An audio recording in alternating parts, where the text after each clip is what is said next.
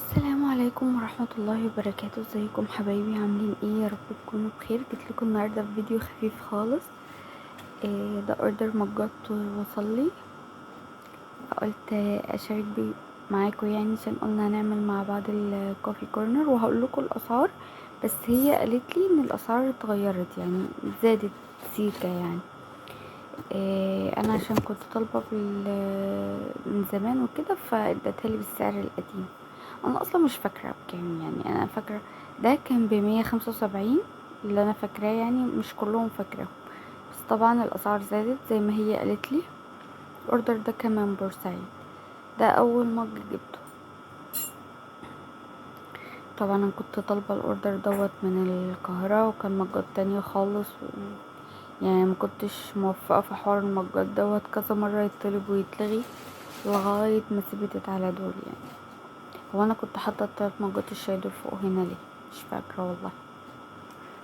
غالبا عشان كنت بركب رفوف الكوفي كورنر، فعشان كانوا تحتيهم، فعشان ما يتكسروش. برضو مصوره لكم كل ده، هنزله لكم. تاني مج معايا المج القمر ده، كان فيه لازقينه كده بكيسه من ظهره، فقلت اشيلها. انا طبعا بصور لكم وولادي نايمين خالص، عشان كده انتوا ما تلاقوش اي صوت. طبعا فرق شاسع بين الفيديو دوت والفيديو اللي قبله، واللي ما شافش اللي قبله يشوفوا بنتي عملت فيا ايه يعني. مش هصور معاهم تاني. ده تاني مج. بصوا قمر ازاي، شايفين المعلقه بتاعته؟ تحفه، جميله قوي بجد، شكله عسل قوي قوي بجد. ده كان بكام يا رويدا؟ مش عارفه، ده ب200 وحاجه تقريبا، يعني هو في الرينج ده.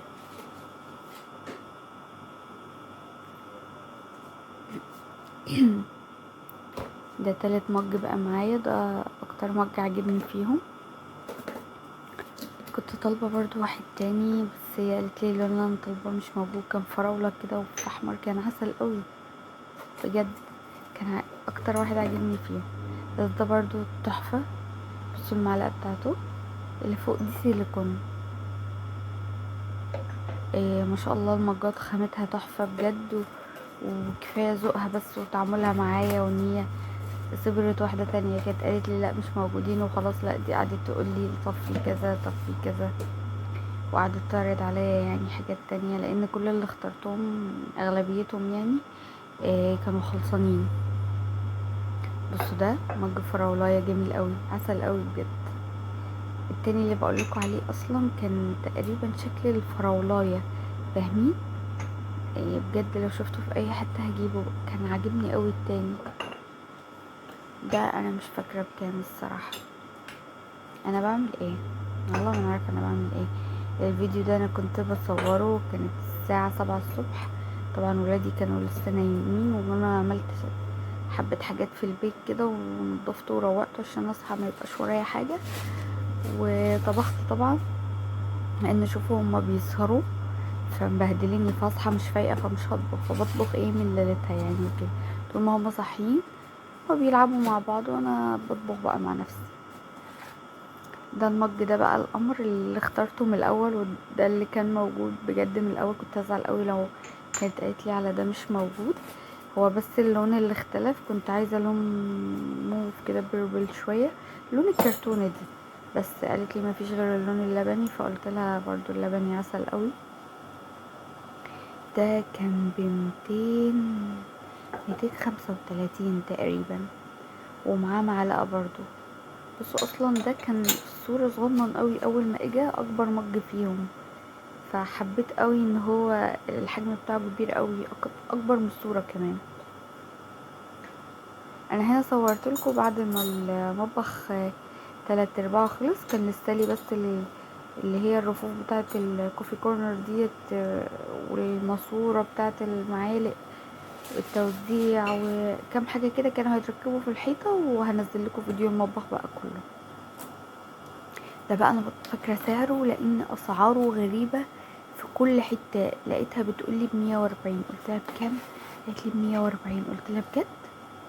يعني انا ما صدقتش ان ده ب140 ابدا يعني. سعره حلو قوي. هي قالت لي ان في زياده، انا ما اعرفش الزياده ايه الصراحه يعني، عشان لو حد حب الاكونت بتاعها وكده، او ما اعرفش الزياده كام. انا اخده بالسعر القديم.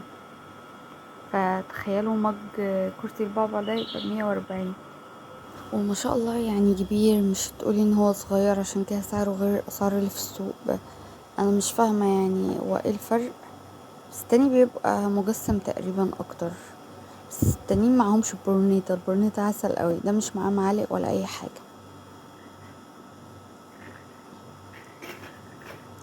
بس ارجع ورا انت كده بقى عشان نجيب ايه اللي بعد دول. كام؟ 1 2 3 4 5.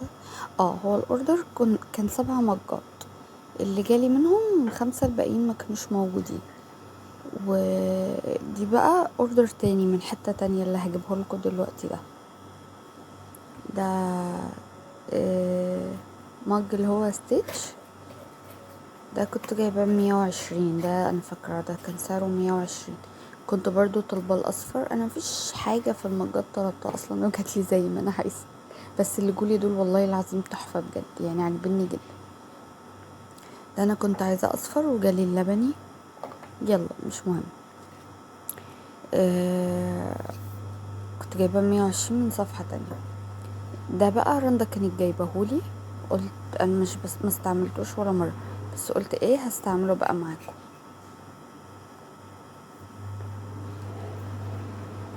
بصوا ده كبير جدا.